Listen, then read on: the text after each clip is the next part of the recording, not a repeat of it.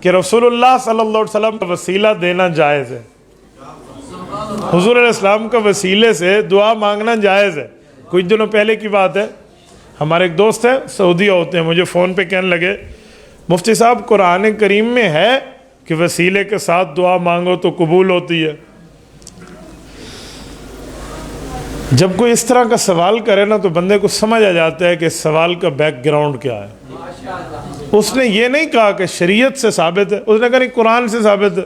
میں سمجھ گیا کہ اس کو حدیث پاک کی ضرورت نہیں ہے، اجماع صحابہ کی طلب نہیں ہے، امت کے فقہا کے فیصلے کی ضرورت سے نہیں ہے، اسے صرف قرآن چاہیے۔ قرآن کریم تو شریعت کا ایک حصہ ہے، شریعت تو قرآن بھی ہے، حضور کا فرمان بھی ہے، اور صحابہ کا اجماع بھی ہے، اکیلی تو شریعت نہیں ہے۔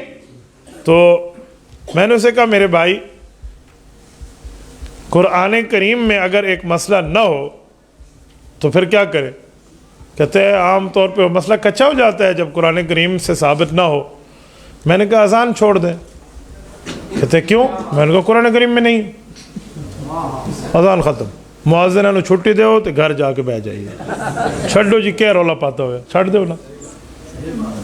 کہنے لگا نہیں، میں نے کہا نہیں تھوڑا میں آگے بھی چلوں گا، تکبیر بھی ختم کر دو، اقامت نہیں ہے، قد قامت الصلاۃ تو پورے 30 پاروں میں نہیں ہے، چھوڑ دو۔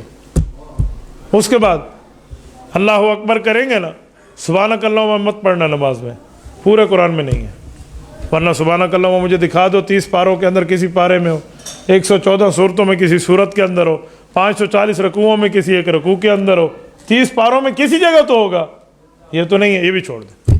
الحمدللہ پڑھنا، قل هو اللہ پڑھنا، جب آپ رکوع پہ جاؤ گے نا سبحان ربی العظیم نہ پڑھنا، کیوں؟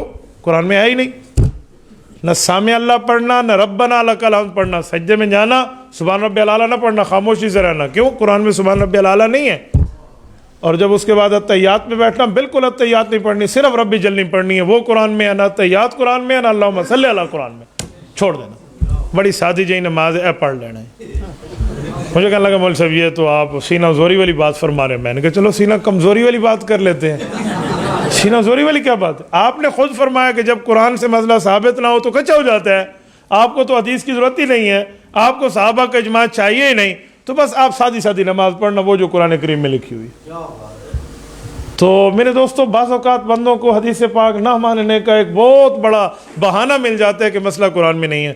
او خدا کے بندے، اگر قرآن اکیلا آتا تو بات بنتی، یہ کتاب اللہ کے ساتھ رسول اللہ بھی تو آئے ہیں نا، تو رسول اللہ صلی اللہ علیہ وسلم کی کچھ ڈیوٹیز ہیں، کچھ رسول اللہ صلی اللہ علیہ وآلہ وسلم کی ذمہ داریاں ہیں، آپ علیہ الصلوۃ والسلام کے معاملات ہیں، حضور فرمائیں گے ہم عمل کریں گے اس پر۔ تو میں نے کہا بھئی جب حدیث پاک رسول اللہ کا ہے، قرآن کریم کے ساتھ کتاب اللہ کے ساتھ رسول اللہ آئے ہیں، تو پھر ہمیں حدیث پاک بھی مان لینی چاہیے۔ تو کہنے لگا مولانا مجھے بہت اچھی طرح سمجھ آ گیا کہ حدیث پاک ماننی چاہیے، لیکن ایک بات تو ہو گئی نا کہ قرآن کریم میں وسیلہ ہے نہیں۔ میں نے کہا ہم آپ کا یہ بخار بھی توڑ دیتے ہیں، قرآن کریم میں بھی وسیلہ موجود ہے۔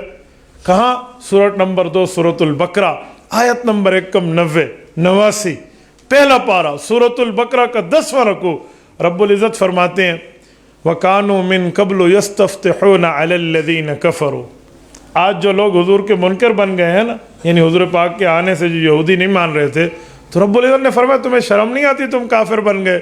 تم تو وہ لوگ ہو جو اس نبی کے آنے سے پہلے اس کا وسیلہ دے کر مجھ سے فتح لیا کرتے تھے۔ اور قرآن کریم کا اصول ہے جہاں قرآن کریم بات کر دے اس پر رد نہ کرے تو وہ چیز کا جواز ثابت ہو جاتا ہے۔ تو ابھی بھی وسیلہ قرآن سے ثابت نہیں ہے تو اور کہاں ہے؟ تو مجھے کہنے لگا استاد جی قرآن کریم سے وسیلے کو ثبوت تو ملا، تو شروع میں آپ نے ہمیں یہ کیوں کہا کہ قرآن کریم میں نہیں ہے تو حدیث میں لے لیں؟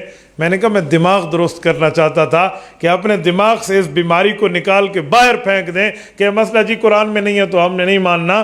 بابا ہم نے شریعت ماننی ہے، اسلام ماننا ہے، ایمان ماننا ہے، دین اور مذہب ماننا ہے، وہ صرف قرآن نہیں ہے، قرآن بھی ہے، فرمان بھی ہے۔ تبارك الذي نزل الفرقان على عبده ليكون للعالمين نذيرا